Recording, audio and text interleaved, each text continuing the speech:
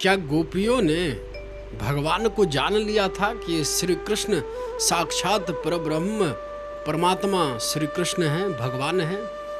उन गोपियों ने पहचाना कि ये भगवान का अवतरित, भगवान के अवतार स्वयं भगवान श्री कृष्ण कृष्ण परतत्व हैं। तो वृंदावन में यह अद्भुत कथा गोपी और समस्त गोपियां श्री कृष्ण के पास आती हैं। अद्भुत संवाद है श्री कृष्ण एवं गोपियों के मध्य में। इस प्रसंग को सुनना चाहिए जिन्हें रास पे, महारास पे संदेह होता है। और गोपियों ने बहुत सुंदर यहाँ पे निरूपण किया है पतिव्रत धर्म का। किसे कहते हैं पतिव्रत धर्म? गोपियों से सुने। बड़ी अद्भुत कथा महाराज, बड़ी सुंदर कथा, दिव्य कथा है। शरद पूर्णिमा की रात्रि को अर्धरात्रि में श्री कृष्ण वो वृंदावन में अनेक शरद पूर्णिमा में चांदनी रात में वह चंद्र से ऐसो प्रतीत माने जैसो साक्षात गोलोक व धराधाम पे ब्रज में प्रकट हुए महाराज, जहाँ साक्षात श्री कृष्ण विहार करते हों, विचरण करते हों। और जो ब्रज 84 कोश है उसी परव्योम परम धाम श्री गोलोक धाम का ही वो अंश स्वरूप है, अंश है। ऊपर से उस ब्रज में जो हृदय देश है, उस ब्रज का जो प्राण है वो वृंदावन, श्री वृंदावन धाम। धन्य है श्री वृंदावन धाम, जहाँ विहरत नित्य श्यामा श्याम। उस वृंदावन धाम में शरद पूर्णिमा के मास रात्रि में श्री कृष्ण ने अद्भुत वेणुवादन किया। अद्भुत ऐसा वेणुवादन किया महाराज कि जिस को जो अधिकारी थी ब्रज की वो गोपियां, और भी तो स्त्रियां थी उसी ब्रज में, पति थे, पुत्र थे, और थे उनके घर परिवार के सास ससुर सब हैं। रात्रि में अगर वेणु वादन कोई करेगा, वेणु बजेगा, मुरली बजेगी यमुना तट से, तो उस मुरली की तान केवल गोपियों ने ही क्यों सुना और उनके परिजनों घर के लोगों ने क्यों नहीं सुना? तो वेणु वादन जो किए श्री कृष्ण परब्रह्म भगवान, तो जो अधिकारी गोपी है महारास में प्रवेश होने के लिए, जिसने वह कठोर साधना करके महारास को टिकट कंफर्म कर लियो है, वो मार्ग को प्रशस्त कर लियो है, जहाँ मार्ग से वह महारास में सम्मिलित हो सके, प्रवेश पा सके। वो कोई भी प्राणी, कोई भी भक्त, संत या महापुरुष या कोई जन साधारण, साधारण से साधारण, छोटे से अनन्य भक्त उस महारास में कैसे सम्मिलित हो महाराज? महारास में सम्मिलित होने का क्या प्रक्रिया है? कैसी भक्ति की जाए कि हम जीवों को भी श्री कृष्ण का वो परम सानिध्य मिले, परम समीपता मिले, वो महाराज से मिले। महाराज में श्री सखी ललिता सखी जी को अवतार श्री हरिदास जी महाराज, जिन्होंने बांके बिहारी महाराज को प्रकट कियो, उन्होंने बड़ा सुंदर निरूपण कियो कि उस जीव, उस भक्त को महाराज सहज में मिल जावेगो, सहज में प्रवेश है जावेगो, जिसमें ये सारे गुण हों। वो क्या है? ध्यान से सुनिए हे भक्तों। महाराज में सम्मिलित होने का, प्रवेश पाने का क्या मार्ग है? वो उपाय कौन सा है जिससे श्री कृष्ण की परम समीपता मिले, सानिध्यता मिले? सुनिए ध्यान से।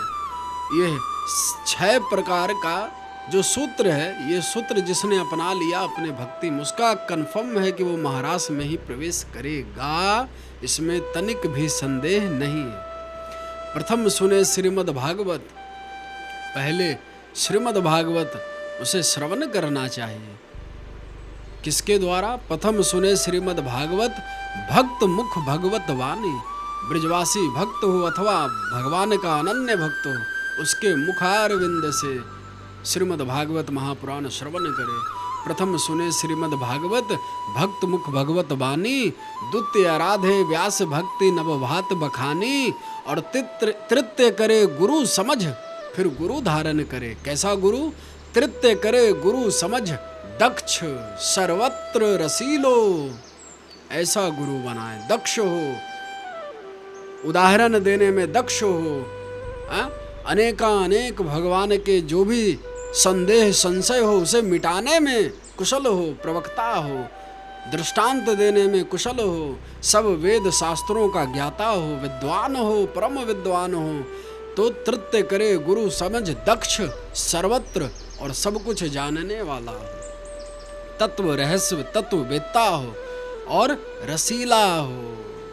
मतलब विद्वान भी है, तत्ववेत्ता भी है, लेकिन रसीला है। ऐसा गुरु जो अपने जीवन में धारण कर ले, प्रेमी गुरु हो, भगवान से अनन्य सखी भाव को प्रेम करे भैया, वो ब्रह्म को मिलवे को प्रतिपल तड़पतो रहतो, ऐसो गुरु बनाए। तो तृत्य करे गुरु समझ दक्ष सर्वत्र रसीलो, और चौथे बने विरक्त बसे बनराज बसीलो। और विरक्त धारण करके वन में वास करे। चौथो बने विरक्त बसे बनराज बसीलो, और पांचे भूले देह सुध। पांचवा सूत्र गजब है, अपने देह की सुध ना रहे।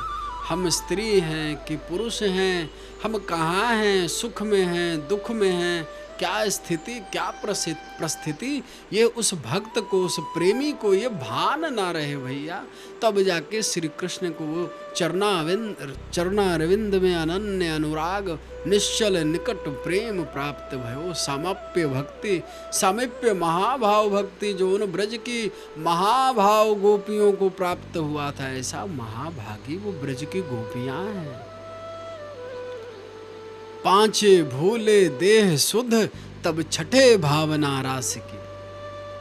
जब ये भी स्मरण नहीं रहता कि हम स्त्री हैं कि पुरुष हैं, तब जाके उस जीव को प्रभु सर्वेश्वर श्री वृंदावन बिहारी श्री रासेश्वर रास बिहारी लाल उस जीव को अपने महारास में प्रविष्ट करने को परम सौभाग्य प्रदान कर दे, भक्तों प्रदान कर दे।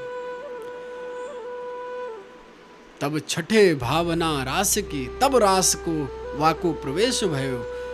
साते पावे नित निज रस, श्री स्वामी हरिदास की। श्री ललिता जी को सखी हरिदास जी महाराज कहते हैं कि तब जाके उसे महारस महाभाव की, श्री कृष्ण के प्रीतम अति माधुर्य निकट समीप्य रस का आस्वादन, रसास्वादन करने का उस जीव को परम सौभाग्य मिलता है, परम ऐसा। तो शरद माह के, शरद पूर्णिमा के उस रात्रि में श्री कृष्ण चंद्र ब्रह्म वेणु वादन की। ऐसा वेणु, दिव्य वेणु बजा उस वृंदावन में वंशी वट के तट पे। ऐसा मुरली के तान को श्री कृष्ण ने साधा कि जो जो गोपियां अधिकारी थी बंधुओं, जो गोपियां अधिकारी थी, हे माताओं, वही वही गोपियों के श्रवण पुटों में, श्रवण इंद्रियों में उसी को स्वर सुनाई पड़ो। और तो और भैया, जाको जो नाम भयो, जा गोपी को जा नाम है, वाही वाही गोपी को वही नाम सुनाई पड़ रहे हो। प्रत्यक्ष उस मुरली के तान के भीतर वाको नाम प्रत्यक्ष श्रवण कर सके, सुन पा रहे हैं। और वो गोपियां दौड़ी भागी वहां से, विलय होकर व्याकुल होकर रहा नहीं गया उन गोपियों से। उस वेणु की तान को सुनकर त्रिलोक भुवन, त्रिलोकों में भी वह वेणु का नाद स्वर सुनाई पड़ा। वहां से माता पार्वती वो भागी चली आई, रमा भागी आ रही हैं, ब्रह्मानी रुद्रानी जो जो दिव्य दिव्य विभूतियां हैं, शक्तियां हैं, सबको उस वेणु वादन का सुनाई पड़ा। श्री शंकर भोलेनाथ महादेव को भी वही वेणु का रस श्रवण पुटों में जब गया, माँ मैया पार्वती को देखी कि ये तो 16 श्रृंगार करके सज कर गोपी रूप को धर कर हमारी अर्धांगनी कहाँ को जा रही है, अर्धरात्रि भय रहो। भोलेनाथ पूछते हैं, हे गौरी, इतनी रात्रि में इतने तैयार होकर सज कर गोपी रूप को धर कर तुम कहाँ को जा रही हो, हमें भी तो बताओ। पार्वती मैया कहती हैं, हे स्वामी, क्या बताएं, अपने सौभाग्य का क्या वर्णन करूं। श्री कृष्ण पर ब्रह्म श्री सर्वेश्वर प्रभु वृंदावन में महारास प्रारंभ करने जा रहे हैं। सो हम सभी उसी महारास में सम्मिलित होने जा रहे हैं। ये सुनकर क्यों?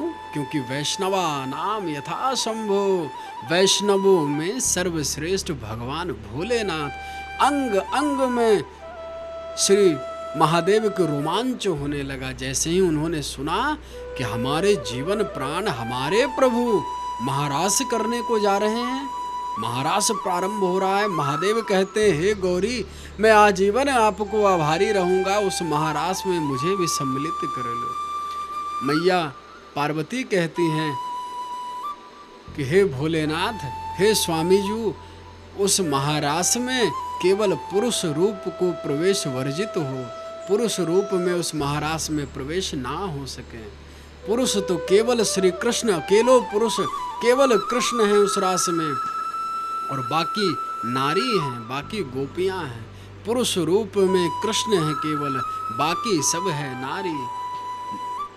इस प्रकार जब मैया पार्वती महादेव को समझाई कि आप वहाँ जाकर करोगे क्या, और आपको नृत्य कहाँ आता, आप तो तांडव करने लगते हो, तो बाबा भोलेनाथ मुस्कुराकर कहते हैं कि मैं आप लोगों को ताल के साथ ताल मिलाकर मैं नृत्य कर लूँगा, उसके लिए आप टेंशन मत लीजिए, मैं कर लूँगा, संभाल लूँगा। लेकिन एक बार उस महारास जो असाध्य साधारण जीवों को स्वप्न तो छोड़िए, भ्रम में भी उस महारास का अनुभव मात्र लेश मात्र भी नहीं होता, उस महारास में मुझे प्रविष्ट करा दीजिए। तो बाबा भूत भावन महादेव भोलेनाथ गोपी को रूप धरकर वो महारास में सम्मिलित होते। तो क्या हुआ, जब मुरली का बजी और सब गोपियां जब अर्धरात्रि में श्री कृष्ण के पास भागी भागी दौड़ी आई बंधुओं, तो श्री कृष्ण ने यहाँ पे उन गोपियों के परख करने के लिए, परीक्षा लेने के लिए श्री ठाकुर जी सोचवे लगे गए कि ये गोपियां मुझे केवल अपना प्रीतम मानती हैं, केवल अपना प्राण वल्लभ समझती हैं, या ये गोपियों को भान हो गया है कि मैं ही पर ब्रह्म सर्वेश्वर श्री कृष्ण पर तत्व भगवान हूँ, ब्रह्म हूँ। क्या इन गोपियों को ये भान हुआ है या नहीं? तो ये रहस्य को जानने के लिए और हम सब समस्त जीवों के बीच में उजागर करने के लिए प्रभु सर्वेश्वर श्री कृष्ण वहाँ पे एक संवाद करते हैं, उन गोपियों से लीला करते हैं।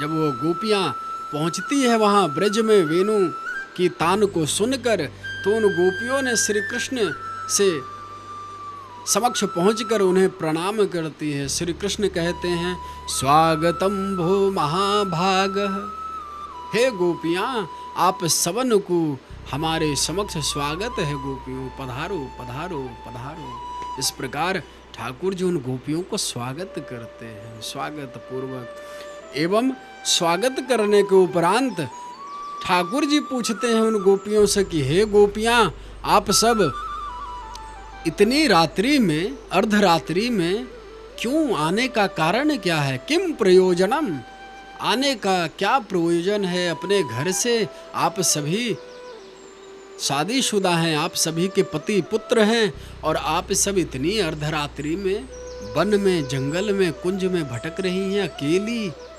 साथ में कोई पुरुष भी नहीं। ये क्यों आए हैं? आप सब यहाँ से तत्काल लौट जाएं। क्या आप लोग नहीं जानते कि पति धर्म ही सबसे बड़ा श्रेष्ठ धर्म है?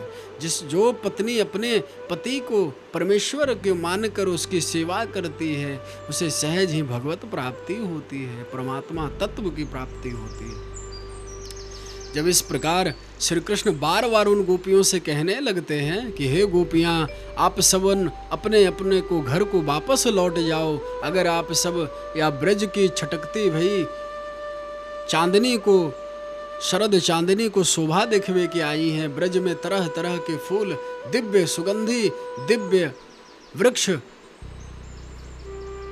की सुंदरता अगर देखवे को आई है, तो आप सब ये देख लें और तत्काल तुरंत यहीं से अपने घर को वापस लौट जा। इस प्रकार बोलकर श्री ठाकुर जी परीक्षा लेना चाहते हैं गोपियों। गोपियों को तो ऐसा लग रहा था मानो ये शब्द सुनकर व्याकुल उनके तो प्राण ही निकल जाएं, जब बार बार श्री कृष्ण कह रहे हैं कि वापस लौट जाओ, वापस लौट जाओ। गोपियों से अब रहा नहीं गया। गोपियों ने कहा कि महाराज हमें क्षमा करें, लेकिन हम आपसे ये कह रही हैं कि जब हमें लौटाना ही था तो अपने वेणु वादन करके हमें यहाँ आमंत्रित क्यों किया, बुलाया ही क्यों? और बुलाने के बाद ये कैसी बात कर रहे हैं आप, क्या कह रहे हैं? आपने कहा महाराज कि जो स्त्री एक ही व्रत एक प्रतिधर्मा, नारियों का एक ही व्रत है, एक ही धर्म है, वो है पति परमेश्वर की सेवा, पति व्रत। तो पति का सेवा, तो हम महाराज आपसे एक सवाल का जवाब चाहती हैं, एक छोटी सी दृष्टांग का आपसे प्रश्न कर रही हैं, आप हमें उसका सही सही उत्तर दे दो महाराज।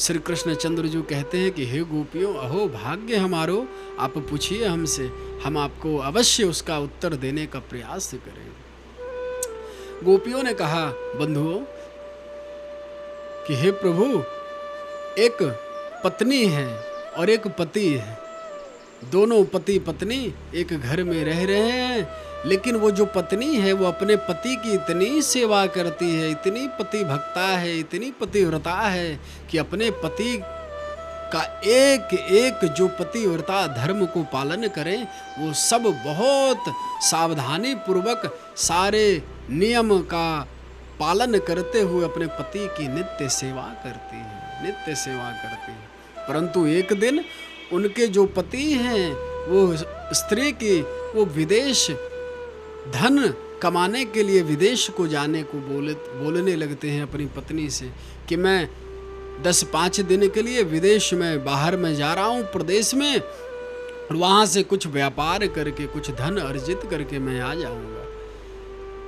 तो वो तो पतिव्रता थी, वो अत्यंत व्याकुल हो जाती है, अपने पति के चरणों में लौटकर कहने लगती है कि हे स्वामी, आप अगर प्रदेश चले जाओगे तो फिर मेरो पतिव्रत धर्म को का होगो, मैं सेवा किसकी करूँगी, नित्य मैं सेवा, मेरा तो पतिव्रत का धर्म जो सेवा है मुख्य, वो सेवा ही छूट जाएगा महाराज।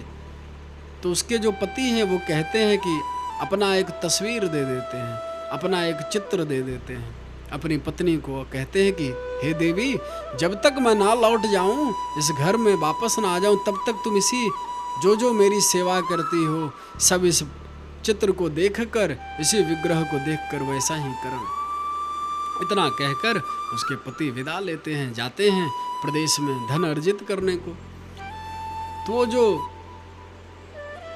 पत्नी है, अब वो पत्नी दिन रात उसी तस्वीर की सेवा कर रही हैं, ठीक ठीक समय पर सब कुछ ख्याल रख रही हैं, वही चित्र को अपना पति मानकर ही वही पति को समझकर उसी विग्रह की सेवा करते हैं। एक दिन क्या होता है कि द्वार पर गेट को खटखटाते हैं, गेट बजाते हैं, अपनी पत्नी को आवाज लगाते हैं, अरे भाग्यवती, भाग्यवान खोलो, मैं आ गया हूँ, तुम्हारा पति हूँ, मैं प्रदेश से आ गया हूँ धन अर्जित करके, तुम दरवाजा खोलो। और उसी समय वो पति उसी चित्र की सेवा में बैठी रहती है अनन्य भाव से, क्योंकि पतिव्रता को तो सबसे बड़ा सेवा है पति धर्म की रक्षा, पति की सेवा नित्य निरंतर होती रहे। उसी समय वो अपने पति के वो चित्र की जो उसका पति देकर गया था उसे, उसकी सेवा अनन्य भाव से कर रही है। वही समय उसके पति आवाज़ देने लगते हैं, गेट दरवाज़ा बजाने लगते हैं, खटखटाने लगते हैं। तो हे प्रभु, गोपियाँ कहती हैं, हे श्री कृष्ण, कृपा करके मुझे ये बताइए कि वो पत्नी क्या करे महाराज, वो पत्नी को क्या करना चाहिए। तुरंत तत्काल श्री कृष्ण बोल पड़े कि हे गोपियों, मुस्कुरा कर कहते हैं, अरे गोपियाँ, तुम सबन को इतनो भी बात पतो ना है कि जब तक उसका असली पति घर से बाहर था, प्रदेश में जब तक वो कमा रहा था, धन अर्जित कर रहा था, जो भी कार्य कर रहा था, तब तक के लिए उस चित्र को देकर गया था कि जब तक मैं ना आऊं तब तक इस चित्र को करो, सेवा करो, जो पूजा अर्चना वंदना जो करना है करो। लेकिन जब सांचो पति सामने खड़े हैं महाराज, असली स्वरूप सजीव पति जब, तो फिर उस चित्र की कहाँ जरूरत है, वो विग्रह को कहाँ जरूरत है। फिर तो वो पत्नी को चाहिए भैया कि दौड़ कर अपने स्वामी के पास जाए, दरवाज़ा खोले और अपने पति को यथोचित सत्कार सेवा स्वागत करके उसको नित्य वंदन करे, उसका साक्षात फिर सेवा प्रारंभ करे। उन गोपियों ने हंसकर कहने लगे कि वाह महाराज, क्या न्याय किया है आपने, बिल्कुल उचित कहा है। लेकिन आप ये बताते भय भूल कैसे गए कि जब तक हमें साँचे पति परमात्मा श्री कृष्ण यानी कि आप, जब तक आप हमें नहीं मिले थे तब तक तो हम उन्हीं पतियों की सेवा कर ही रही थी, घर गृहस्थ परिवार सब चला रही थी। लेकिन आज जब आप हमें प्राप्त हो गए हैं, असली जो परमात्मा है, जीव का असली पति है, जिससे सांचो नातो है, जब सांचो पति परमेश्वर सामने खड़े हों तो आप ही बताइए महाराज, दया करके कहिए कि फिर वो जो विग्रह स्वरूप पति हैं, चित्र स्वरूप पति हैं, उन पति को कहाँ आवश्यकता महाराज। जब सांचो पति सर्वेश्वर सामने प्रत्यक्ष विराजमान हैं तो क्यों ना हम उसी सर्वेश्वर प्रभु सांचो पति की ही सेवा भक्ति में रत रहें, उनकी उस पतिव्रता की भांति हम जो पतिव्रत हैं, हम भी तो आपके अंश हैं महाराज। तो सांचो पति आप मिल गए, फिर तो पूरे संसार की हमें क्या आवश्यकता है। श्री कृष्ण प्रभु तुरंत समझ गए, गोपियों से भूरी भूरी प्रशंसा करने लगे। धन्य है गोपियों, आप सबन, मैं तो केवल आप सबन को परीक्षा ले रहे हो। तो उसके बाद श्री कृष्ण महारास को प्रारंभ करते हैं गोपियों के समक्ष। और इस महारास को कोई सोचे, ये ना समझे भैया कि ये कोई मनुष्य की लीला है। जे मनुष्य की लीला ना है भैया। श्री वेदव्यास जी महाराज इस महारास के प्रारंभ होने से पूर्व ही, पहले ही बड़े सुंदर श्लोक का निरूपण कर दिए हैं समस्त जीव को समझने के लिए कि जो लीला प्रारंभ होने जा रही है महारास की, ये भागवत के पंच प्राण हैं। और ये पंच प्राण में लीला किसकी प्रारंभ होने जा रही है, वो श्लोक में लिखा है। भगवान पिता रात्रि शरदोत्फुल्ल मल्लिका विक्षरन्तु मनश्चक्रे योगमायामुपाश्रितः। वेदव्यास जी भगवान लिखते हैं भागवत में, महारास प्रारंभ होने से पूर्व ही कि यह किसकी लीला प्रारंभ होने जा रही है, कौन महारास करने जा रहा है। तो वेदव्यास भगवान नारायण के अवतार हैं, वो लिखते हैं भगवान पिता रात्रि। यह भगवान की लीला, परमात्मा की लीला प्रारंभ होने जा रही है भैया। कोई ये ना समझ ले कि जो साधारण मनुष्य की रास लीला है, महारास है, ऐसो ना समझे। साक्षात भगवानों के भगवान, ईश्वरों के ईश्वर, परिपूर्ण तत्व, पूर्णतम पूर्णतया लीलाधर वपुः श्री कृष्ण परमात्मा, श्री कृष्ण चंद्र को ये लीला प्रारंभ है, वो जा रहे हैं, उस ब्रह्म की लीला है।